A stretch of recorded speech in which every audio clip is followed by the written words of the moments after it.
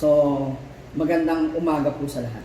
Sa kabila po ng mga bagay na nangyayari sa ating pong kapaligiran, hindi lamang po sa ating pong bansa, kundi sa ating pong mundo, ay patuloy po na ako ay bumabati pa rin sa inyo ng mapagpalang araw sa bawat isa. Ngayon po ay darako po tayo sa isang mensahe mula sa Panginoon na kung saan ay titingnan din po natin ang mga bagay na meron pong mga pangyayaring katulad po na nangyayari sa atin ngayon. Bagamat hindi globally, pero meron pong mga pangyayari na ganyan na yun po ang titignan po natin sa umaga ito. Nais ko po sana na tayo po muna ay manalangin, tayo po ay pumikit at manalangin. Salamat Panginoon sa mga oras po ito.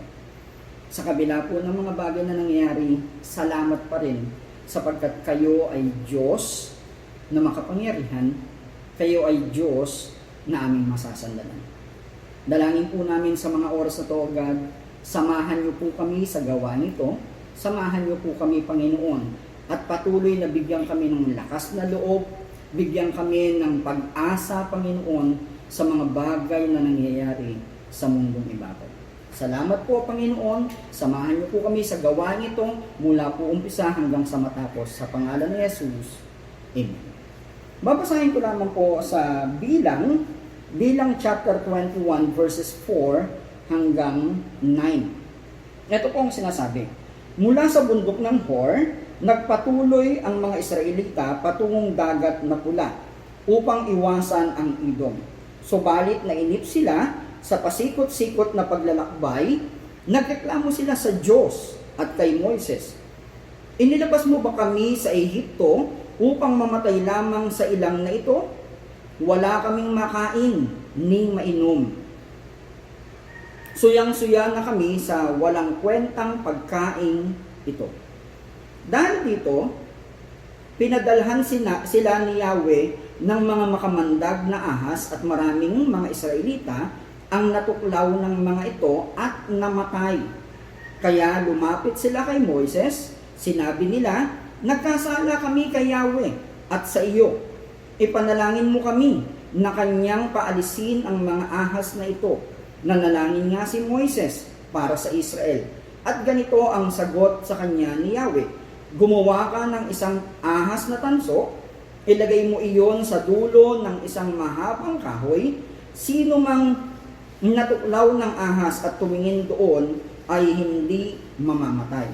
Gayon nga ang ginawa ni Moses, kaya lahat ng natuklaw ng ahas ay tumingin sa ahas na tanso at hindi nga namatay.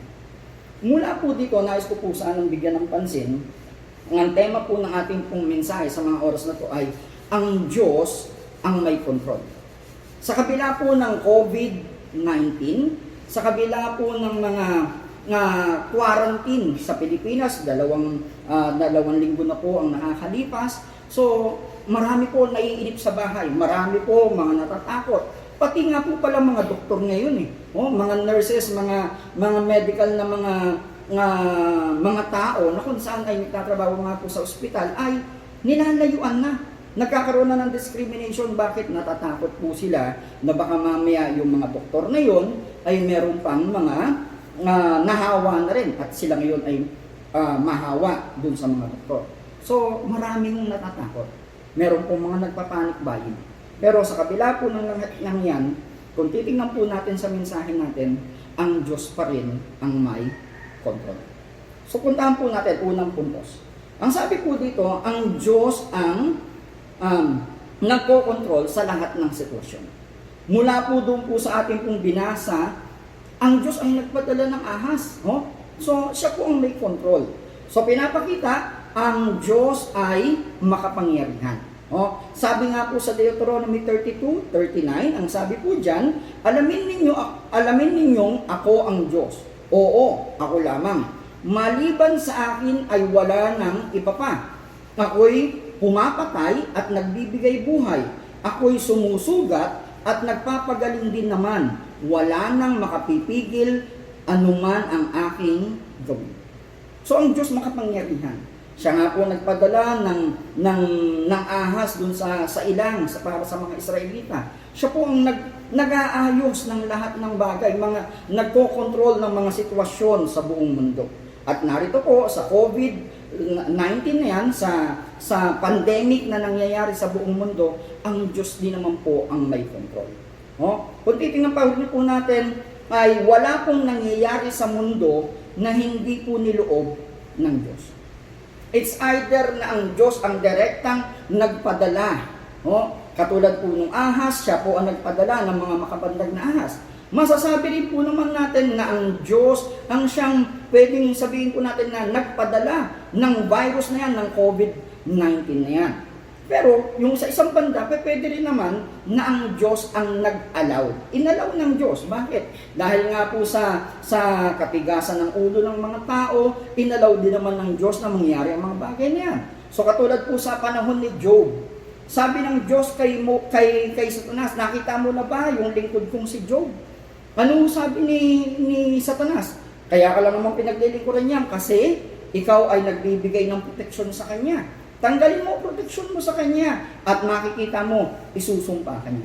So inalaw ng Diyos yung mga bagay na mangyari kay Job. Inalaw niya yung suggestion ni Satanas. Pero merong mga certain at specific na mga limitasyon kay Satanas. So maaari ulitin ko po na ang Diyos ang direktang nagbigay o kaya dahil nga sa kapabayaan na rin ng tao, inalaw ng Diyos na mangyari ang mga bagay niya. Pero ulitin ko, wala pong nangyayari sa mundo na hindi po niloob ng Diyos. Pangalawa, nais kong bigyan ng pansin na ang lahat ng bagay na nangyayari sa mundo ay meron pong magandang kadahilanan. Meron pong magandang rason kung bakit binibigay ng Diyos ang mga sitwasyon na ating pong pinapapalooban. So, tingnan po natin, ang sabi nga po sa isang awitin, mahiwaga, hindi po awitin, kundi sabi po sa karamihan pong sinasabi, ay mahiwaga ang pagkilos ng Diyos. Mahiwaga, kasi siya po ay, hindi po natin alam kung ano yung nasa isip ng Diyos. Masyado siyang matalino na hindi po natin abot ang talino ng Panginoon. Kaya mahiwaga para sa atin yung mga pagkilos ng ating Panginoon. Pero, kabila po ng lahat ng yan na mahiwaga, pero yun nga, lahat ng pagkilos niya, meron pong magandang rason. Bakit? Dahil hindi po siya kumikilos ng wala lang. Di ba sa panahon natin ngayon, minsan sa Facebook, mga picture nakasulat dun sa wala lang, kumbaga wala lang magawa, So, yun po, ang Diyos hindi po kumikilos ng ganun. Sa lahat ng pagkilos ng Diyos, sa lahat ng activity na ginagawa ng Diyos, sa lahat ng sitwasyon na kanyang pinapadala sa mundo, ay meron pong magandang rason ang Diyos sa bawat isa niya. Kung ngayon, pati po sa nangyayari sa atin sa panahon ngayon, na hindi po makalabas ang maraming tao sa loob ng 2 linggo na po ang nakalilipas. So yung iba po, nababagot na rin po sa bahay, nabobor sa bahay dahil wala pong magawa. Yung iba po, tumatakas pa rin, lumalabas. Bakit? Dahil wala raw pong panghanap buhay, wala na pong makain. So nandoon po ang pangamba, nandoon po ang takot, nandoon po ang pag-aalala sa mga mahal sa buhay, pero nandoon po pa rin ang sinasabi ng Biblia na wala pong nangyayari sa mundo na hindi po niloob ng Diyos. At lahat ng sitwasyon, merong magandang rason ng Diyos. Bakit? Dahil siya po ay matalino. Kumikilos siya ayon sa talino niya.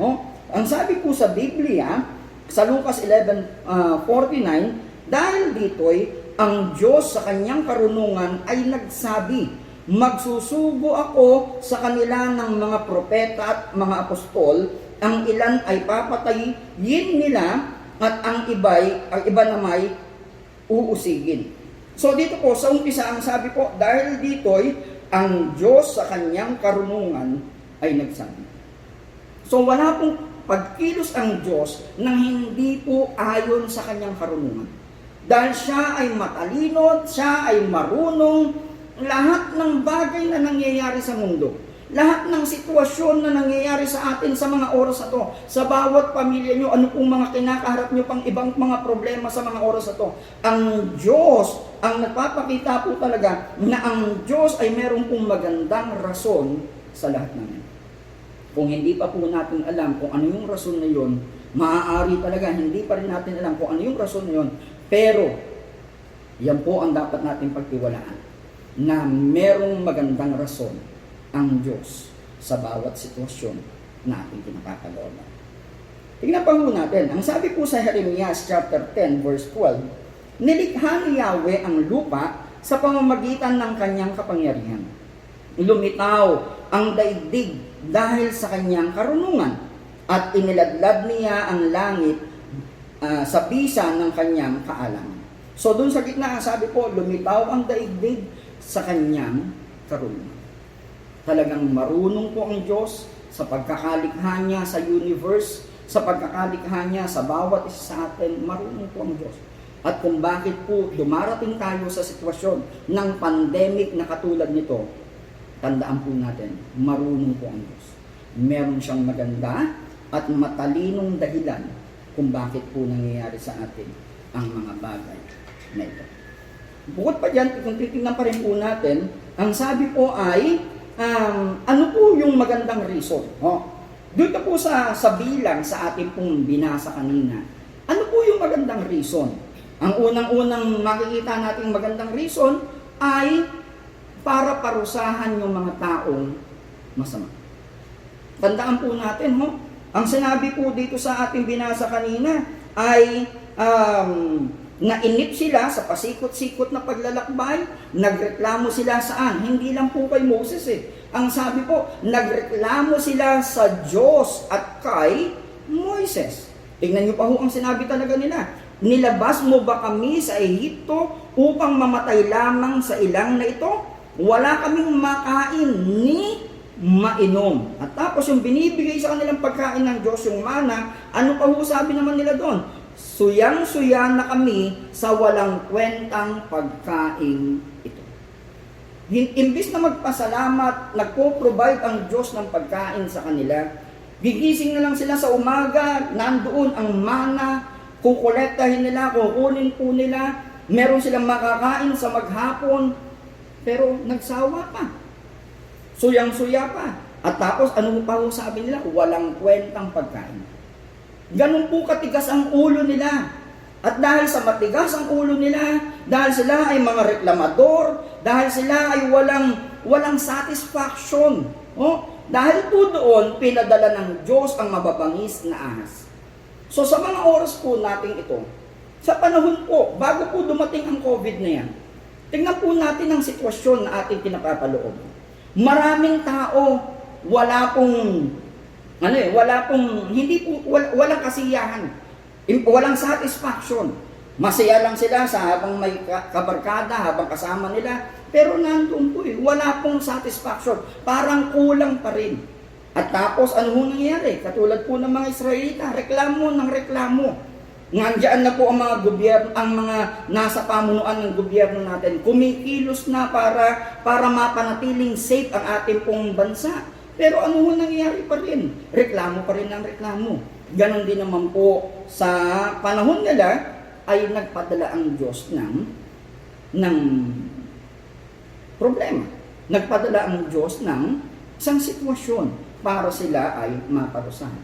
So maaari, dahil po sa kasalanang nangyayari na sa mundo, dahil po sa mga kapabayaan ng tao, walang pakialam sa Diyos, pinadala ng Diyos ang COVID para tayo ngayon ay maparusahan.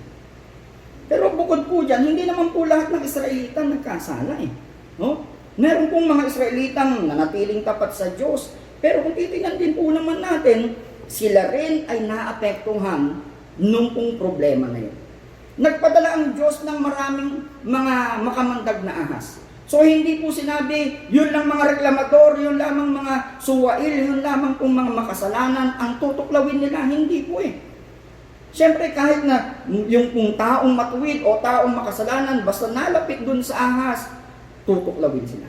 Ibig sabihin, pati po yung mga taong matuwid, pati po yung mga taong naglilingkod na may katapatan sa Diyos, nang dahil sa kasalanan ng maraming mga tao sa paligid nila, yung mga Israelita, pati yung mga taong matuwid na yun, nadamay doon po sa paghihirap niya. At ganun din po nangyayari sa atin ngayon. Hindi lamang po yung taong mga makasalanan ang siyang nanganganib na magkaroon ng COVID. Pati po yung mga tao na naglilingkod sa Diyos. Tignan niyo na lamang po ang mga doktor, ang mga nurses, na kung saan sila po ang nandun sa front line, nandun po kumikilo sila para magligtas ng buhay, pero ayon sa balita, nagkakaroon ng diskriminasyon laban sa mga doktor, laban sa mga nurses. Ganun po ba natin pinasasalamatan yung mga taong kumikilos para iligtas din tayo? At ganun din naman po, kung makikita po natin nga, sa panahon ng mga Israelita, sa panahon natin din po ngayon, kahit yung mga taong naglilingkod sa Diyos, kahit yung mga tao na tapat sa Diyos, nakakaranas ng paghihirap na dulot ng pandemic na nagaganap.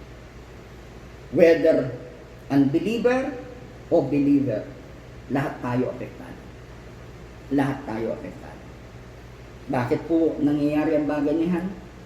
Para ipakita po sa atin na kailangan natin ng Diyos.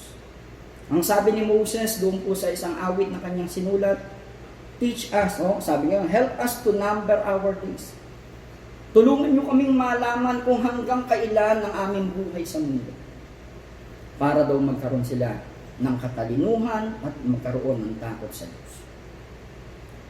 Bukod po dyan, kung titingnan po natin sa panahon na sa binasa po natin kanina, naroon po ang ginawa ng Diyos nung sila po ay nagrepent, kasi meron pong mga natuklaw na, nangamatay na. So dahil marami po ang namatay, doon pa naman po sila nagsisi. Pero nung nagsisi sila, lumapit sila kay Moses, ipanalangin mo kami para maalis na itong mga makamandag na ahas. Pero ano po ang nangyari? Ano po sabi ng Diyos? Ano po ang tugon ng Diyos? Inalis niya ba yung makamandag na ahas? Hindi. Ang ginawa niya, inutusan niya si Moses, gumawa ka ng tansong ahas, ilagay mo sa isang mataas o mahabang kahoy, at ang sino mang matuklaw, tumingin lang dun sa tansong ahas, ay gagaling. Hindi po siya mamamatay. So, ibig sabihin, hindi po tinanggal ng Diyos yung makamandag na ahas. Bakit? Para ipakita sa kanilang kailangan nila ang Diyos at kailangan nilang sumunod sa mga salita ng Panginoon. Kung meron po natuklaw na ahas, tapos ay hindi pa rin po tumingin, kasalanan niya po talaga yun. Kung bakit siya po mamamatay.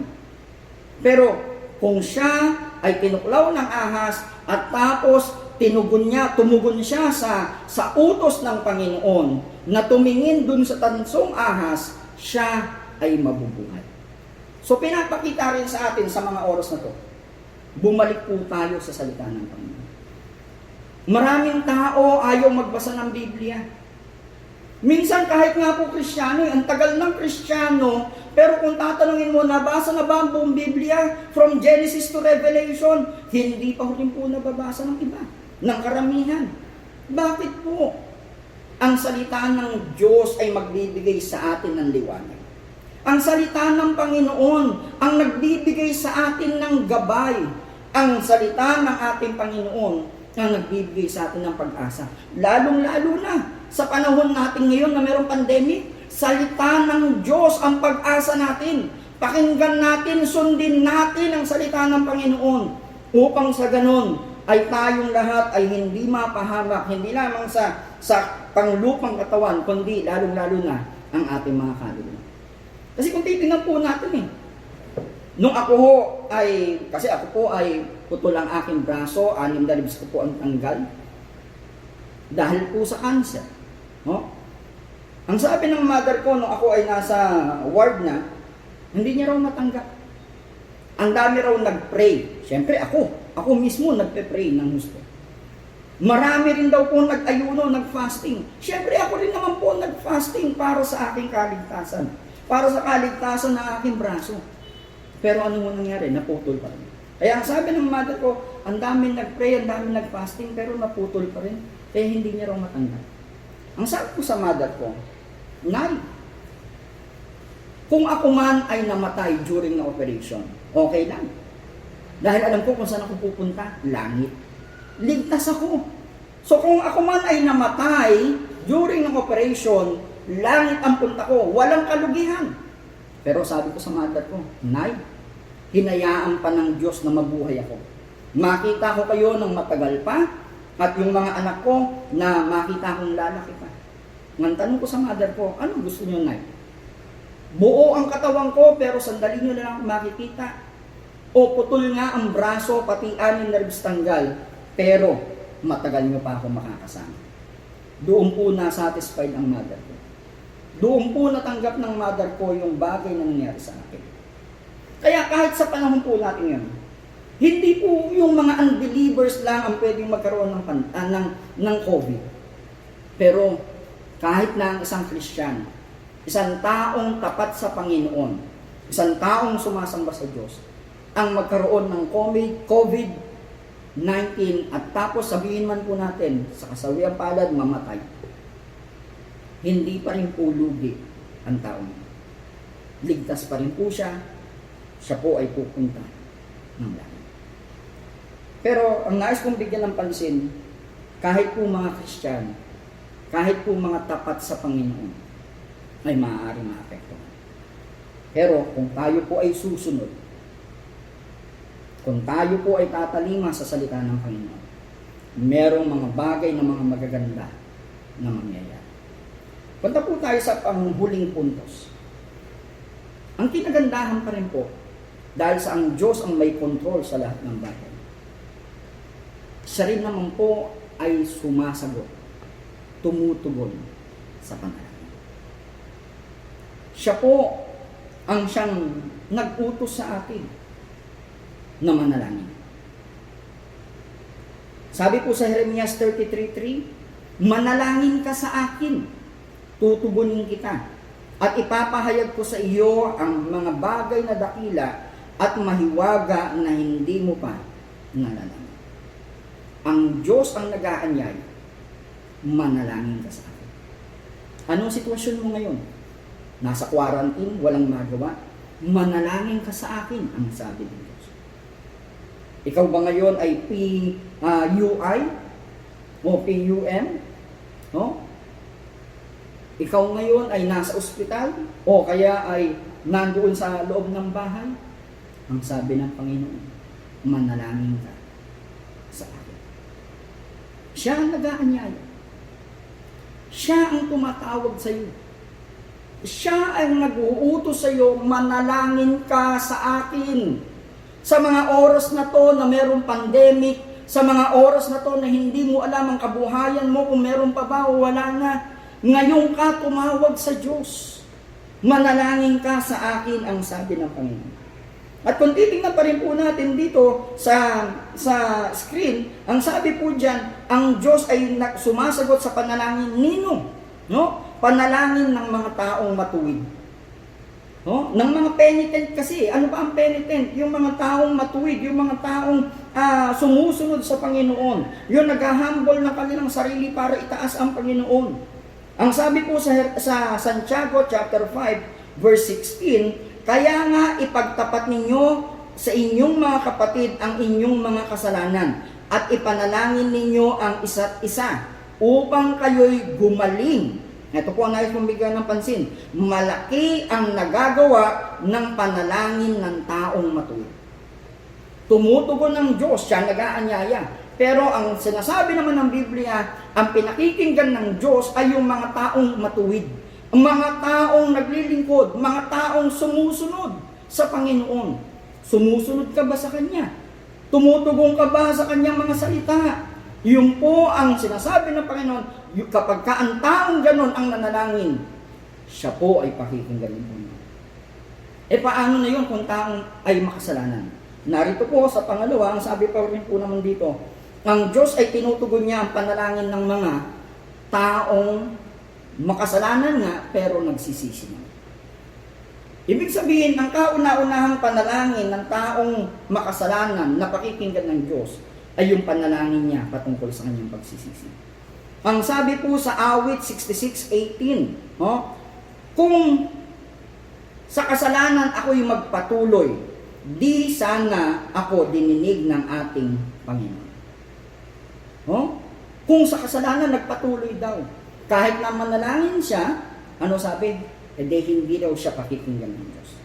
Pero dahil sa hindi siya nagpatuloy sa kasalanan, ano ginawa? Dininig siya ng ating Panginoon.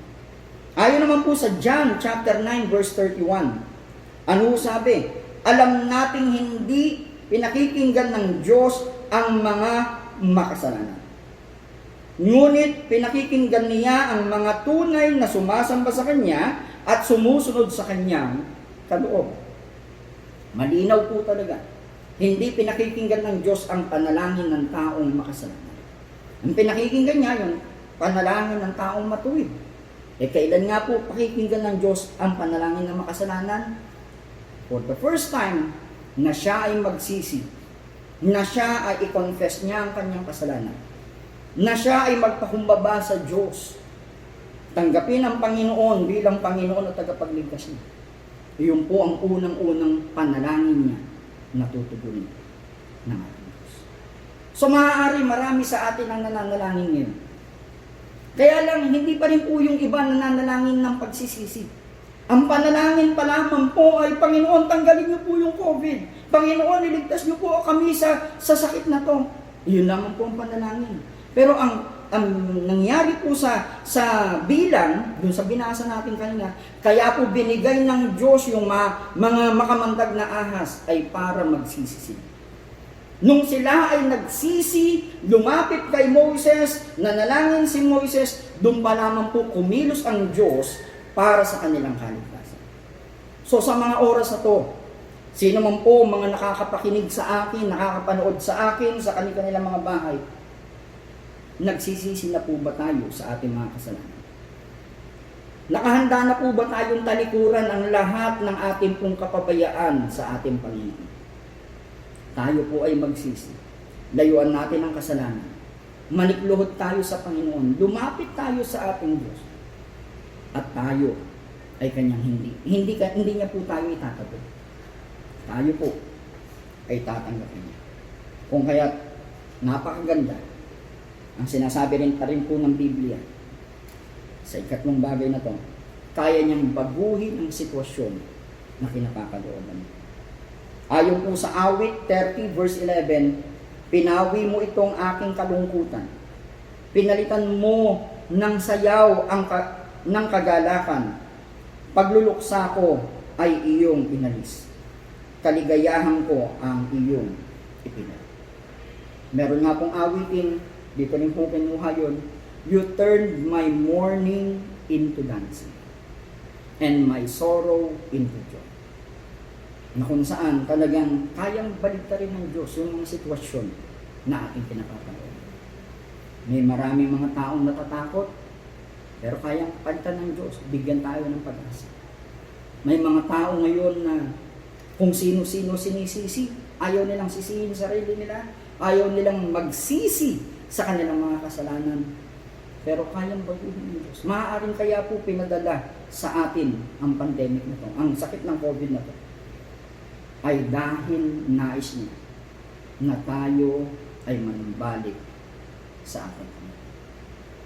Pinapakita na talagang nais ng Diyos na tayo po ay maging ligtas. Nais ng Diyos ang well-being ng bawat isa sa atin. Ayaw niya may mapahamak. Mahal na mahal tayo ng Diyos.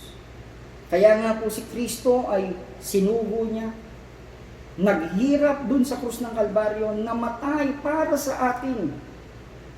Dahil mahal tayo ng Diyos. Mahal tayo ng Diyos. Kung kaya, manumbalik na po tayo sa Panginoon.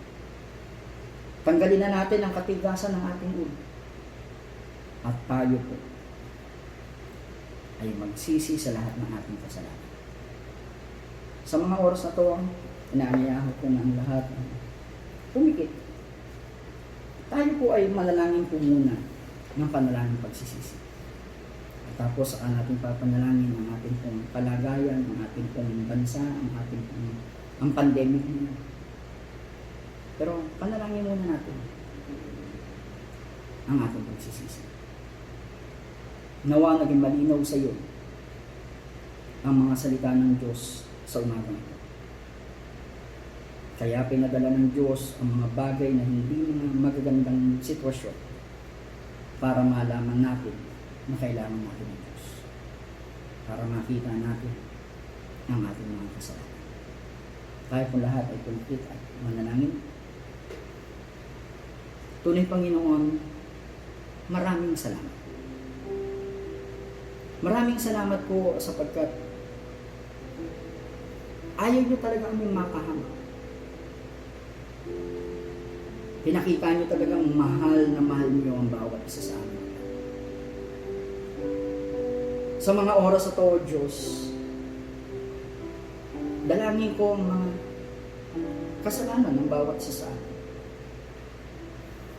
Patawarin niyo po kami, Panginoon, sa amin po mga pagkakasala. Patawarin niyo po kami sa mga panahon na wala kaming pakialam sa inyo. Patawarin niyo po kami, O Diyos, sa panahon na masaya kami sa paggawa ng kasalanan. Sa mga oras na to, O Diyos, tulungan niyo pong maunawaan namin na ang kapahamakan ng bawat isa sa amin ay ang dahilan ay kasalanan, O God. Ang aming mga pagkakasala laban sa inyo. Ang aming mga pagkakasala sa aming kapwa. Ang aming mga pagkakasala sa aming pamilya. Hayaan niyo, O Diyos, na sa mga mensahe namin narinig, O God, talagang makita ng bawat sa amin na kailangan namin magbago. Kailangan ng bawat isa na magbago. At mangyayari lamang yon kung kami, Panginoon, ay susuko sa inyong harapan. Kung kami, O Diyos, ay magpapakumbaba sa harap ng inyong trono. Narito po kami, O God, mga taong walang nagawang mabuti para sa inyo. Mga taong hindi po nakakilos para makapagbigay ng kaluguran sa inyo, O Diyos. Bagkus lahat ng mga nagagawa ay pasakit sa inyo. Nasasaktan kayo ng dahil sa aming mga pagkilos, O Diyos. Patawarin niyo po kami sa mga oras na ito.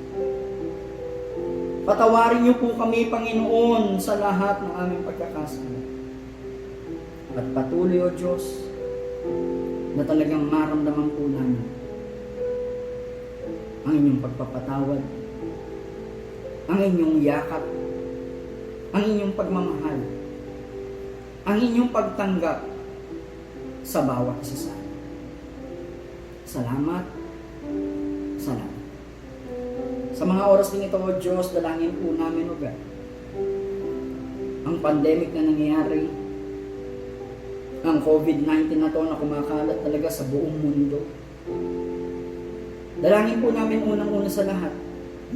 Hayaan yung mga scientists sa mundong ibabaw na ito, God, ay makahanap na ng cure, ng vaccine, Panginoon, ng bakuna, O Diyos, panlaban sa virus na ito. Kayo po magbigay sa kanila ng katalinuhan, ng karunungan, ng kaliwanagan, O God, para makahanap ng vaccine panlaban sa virus na ito. Ganun na rin, O Diyos, dalangin po naman namin ang mga nasa front lines, ng mga doktor, mga nurses, mga sundalo, mga pulis, maging mga namumuno sa barangay. Dalangin po namin, O Diyos, na patuloy niyo po silang ingatan. Hayaan niyo pong maging malusog ang bawat isa sa kanila. Manatiling malusog ang bawat isa sa kanila, O Diyos. Habang sila ay kumikilos para po maligtas, magamot ang mga taong may sakit na. at para mailigtas pa rin mula sa sakit na yan ang ibang tao. Dalangin din po namin, O Diyos, ang mga tao ngayon na nawawalan ng pag-asa, nawalan ng hanap buhay. Tulungan niyo po sila, Panginoon, na talagang maabutan ng mga biyaya mula sa inyo. Ma-provide ng gobyerno rin po namin, Panginoon, ang pangangailangan ng mga nangangailangan na ito, O Diyos. At patuloy, O God, na talagang sama-sama kami na makapag-survive. Sama-sama kami, Panginoon, na malabanan. Sama-sama kami, Panginoon, na managumpay laban sa COVID-19, O Diyos. Tunay, O God, salamat, Panginoon, sapagkat kayo ang aming pag-asa. Sa inyo lamang kami tatawag. Sa inyo lamang kami lalapit, O God. At kami, Panginoon, ay nagpapasalamat sapagkat kayo pa nga po ang nag-anyaya sa amin na manalangin kami sa inyo. Salamat po, Panginoon. Salamat po sa lahat. Sa mga oras na to, i-close na rin po natin ating gawain. Tunay, O Diyos, salamat sa kabuuan ng gawain ito.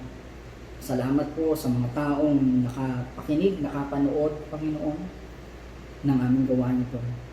Salamat po sa pag-abot niyo sa bawat puso, bawat kaluluwa ng bawat isa sa amin. Salamat po sa mga oras ito, Diyos. Binabalik po namin sa inyo lahat ng kapurihan, lahat ng kaluwalhatian. Sa pangalan ni Jesus. Amen. Taas po natin ating kamay.